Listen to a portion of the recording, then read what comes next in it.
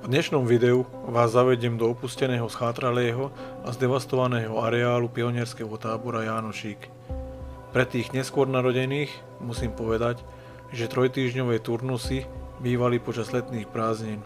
Mohli ste tu zažiť množstvo pekných chvíľ, hlavne sa športovalo, súťažilo, chodilo na turistiku, výlety na huby. Povinné nástupy spojené s tyčovaním vlajky a pionierským šaškovaním sa bralo skoro ako folklór. Ja osobne som sa len raz zúčastnil podobného výletu a je to len čistou náhodou.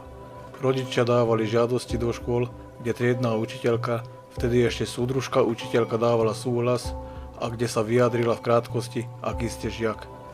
Druhý pokus vyšiel záporne, nakoľko v tom čase otec vystúpil z komunistickej strany Československa, takže som už viac nemohol byť ani ja pionierom. Tým pádom sa trojtýždňový táborový život nekonal.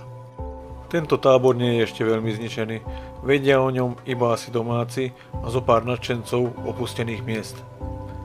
Táto poschodová drevená budova bola asi nejaká centrálna a bývali tu asi menšie deti a vedúci.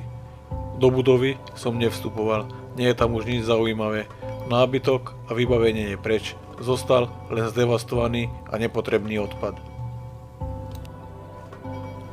Pred 3 rokmi tu bol aj najznámejší slovenský urbexer, vtedy sa ešte dalo pozerať na jeho tvorbu.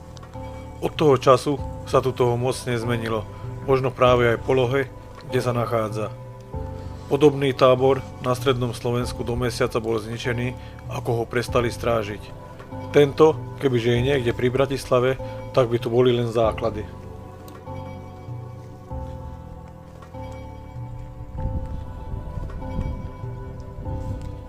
Z diaľky cez húštinu presvitá len zo pár starých drevených budov. Príroda si celý rozsiahlý areál berie späť. Detský smiech odtiaľto navždy vymizol. Tábor sa nachádza na slovensko-českých hraniciach, kde tu už vidno stopy po zlodejoch a vandaloch. Neviem si ani tipnúť, ako dlho je opustený. Keď niekto z vás poznal zo záberov toto miesto a ako dieťa tu strávil letné prázdniny, nech napíše koment pod video.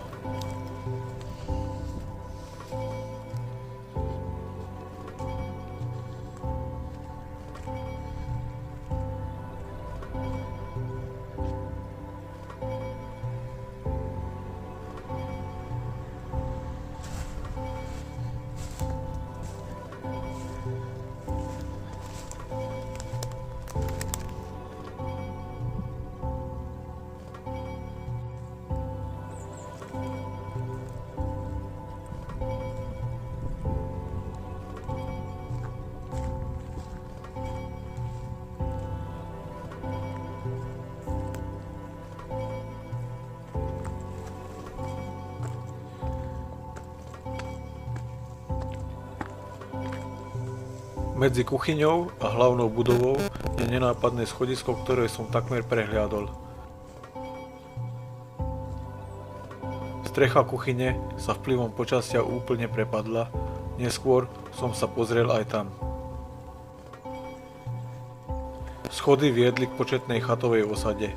Medzi jednotlivými chatkami žiadny chodník neexistuje. Chatky sú pootvorené, nie sú vypáčené. Do 2 som sa pozrel.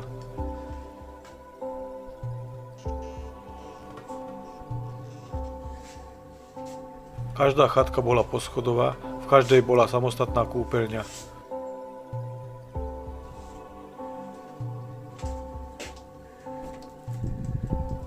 Z interiéru veľa nezmizlo, nábytok je len popresúvaný, stále sú tu periny a matrace.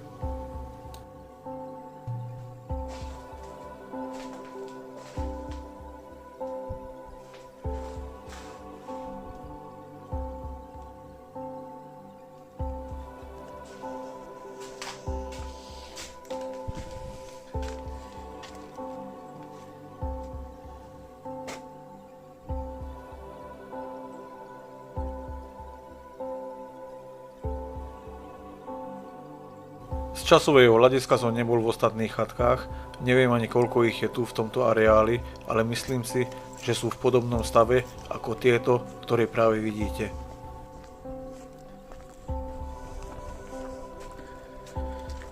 Niektorí urbexery s obľubou dávajú do názvu videa aj presné miesto, u niektorých si kúpite členstvo a gratis k jednotlivým videám dostanete aj presnú polohu miesta. Nie všetci sa chcú len pozrieť na tieto opustené miesta, medzi sledovačmi videí sa nájdú aj vandali a zlodeji a rôzni zberači. Urbex by mal byť v prvom rade ako koníček a nie nejaký biznis, kde ide len o peniaze.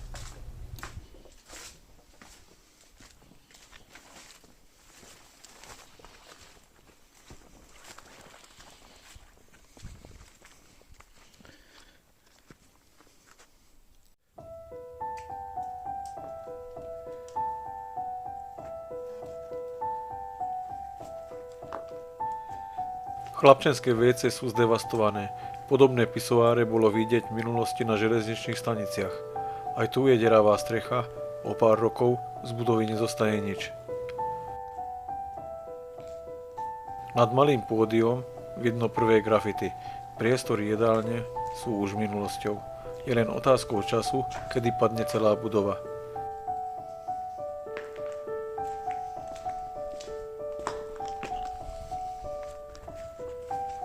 Pri dnešných cenách za vykurovanie sa čudujem, že miestni si ešte nepobrali toto drevo na kúrenie.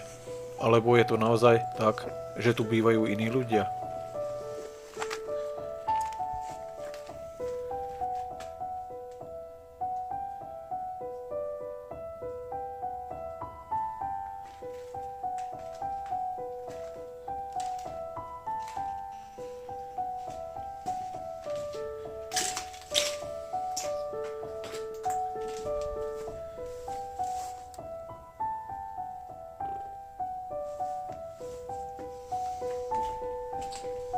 V priestoroch kuchyne zostali spotrebiče.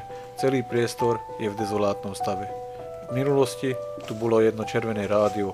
Asi je už doma u niektorého zberateľa zachránené.